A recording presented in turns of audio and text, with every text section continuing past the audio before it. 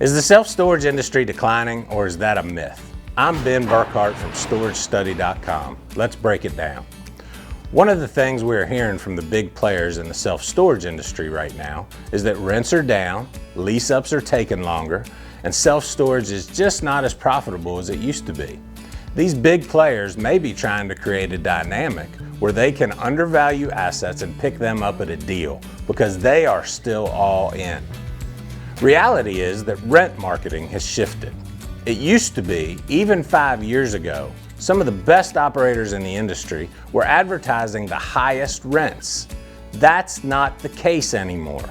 Today's low move-in rates make it really difficult to measure rent trends.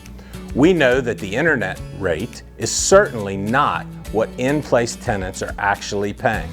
Rental rate pushes after move-ins are aggressive, more aggressive than we've ever seen before.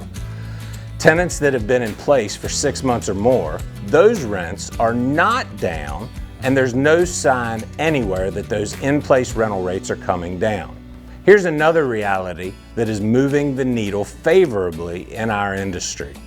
The millennial generation is on the move. Millennials across the country are acquiring assets and demanding self-storage because in many places they're just priced out of the housing market.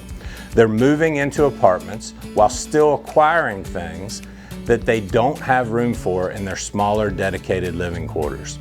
And millennials demand good value for their dollars. Self-storage provides a really good value when space gets tight. And yet, another reality, self-storage is a great long-term investment. Self-storage generally outperforms other real estate investments. We benefit from a unique dynamic in our industry where leases allow movement of rental rates with demand. So just because someone is moving in at $150 per month for a 10 by 10 doesn't mean that they're going to be paying that a year from now. They might be paying $250. And why does this work in our industry? Because moving sucks. Everybody hates moving. Think about it. You have to borrow a truck, get your buddies to help, hurt your back, stub your toe, miss the game, get in an argument with your spouse, and it's also miserable to move out.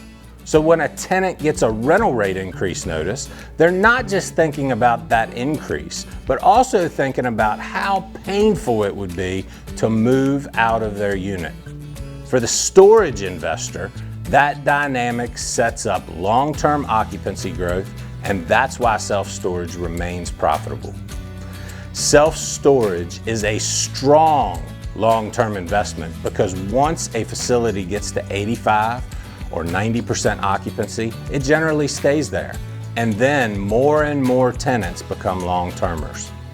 Every month in a facility like this, we may move in 50 new tenants, and some small portion of those are going to be here for the long haul.